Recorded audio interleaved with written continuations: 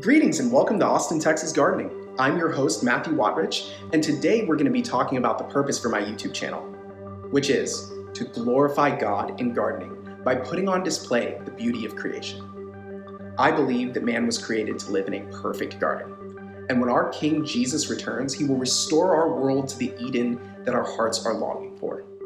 However, God isn't just some impersonal force that creates natural beauty. He's personal and has revealed himself through the person of Jesus Christ. Today is Good Friday, a day when Christians remember the crucifixion of our Lord. So why call it good? Well, today I'm going to be reading a prophecy from the Old Testament, specifically Isaiah chapter 53, which talks about Jesus Christ and his crucifixion 750 years before it happened. Isaiah 53 says, "Who has believed what he has heard from us? And to whom has the arm of the Lord been revealed? For he grew up before him like a young plant, and like a root out of dry ground. He had no form or majesty that we should look at him, and no beauty that we should desire him. He was despised and rejected by men, a man of sorrows, and acquainted with grief. And as one from whom men hide their faces, he was despised, and we esteemed him not. Surely he has borne our griefs and carried our sorrows, yet we esteemed him stricken, smitten by God, and afflicted. But he was pierced for our transgressions. He was crushed for our iniquities. Upon him was the chastisement that brought us peace, and with his wounds we are healed. All we, like sheep, have gone astray. We have turned every one to his own way, and the Lord has laid on him the iniquity of us all. He was oppressed and he was afflicted, yet he opened not his mouth. Like a lamb that is led to the slaughter, and like a sheep that before its shearers is silent, so he opened not his mouth. By oppression and judgment he was taken away.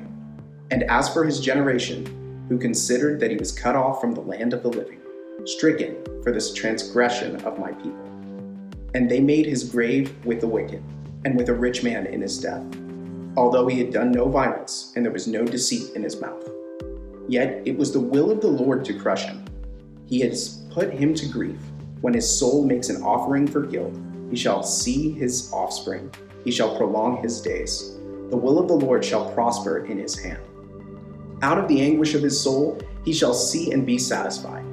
By his knowledge shall the righteous one, my servant, make many to be accounted righteous, and he shall bear their iniquities. Therefore, I will divide him a portion with the many, and he shall divide the spoil with the strong.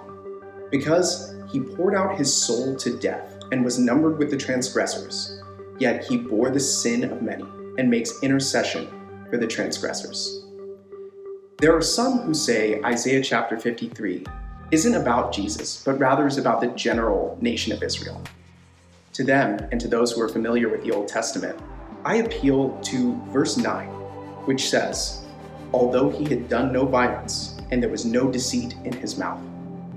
If you're familiar with the Old Testament, you know that this claim cannot be made about the nation of Israel generally. There are also some who believe this text has been altered after the life and crucifixion of Christ to make it appeal to him. To them, I direct them to the Dead Sea Scrolls, particularly the Great Isaiah Scroll, which is currently in the Museum of the Bible in Washington, D.C. The Great Isaiah Scroll is the entire book of Isaiah, perfectly preserved, carbon-14 dating 200 years before the birth of Christ, validating Isaiah's prophecy. Genesis says that sinners have committed transgression, for which they were punished with exile from God's perfect garden and death. Isaiah chapter 53 says that though we have all gone astray, the Lord has placed on Jesus the iniquity of us all.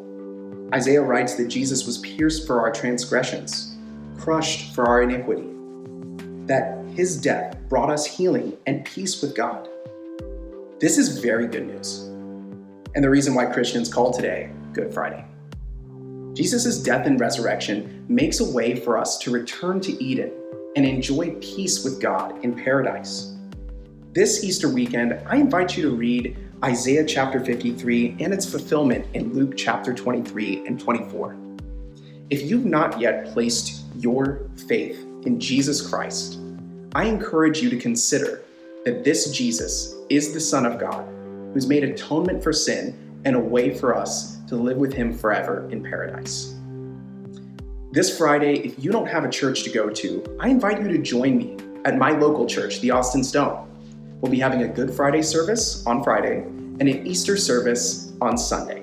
Links will be in the description. Thanks again for watching, fellow gardeners, and have a blessed Good Friday.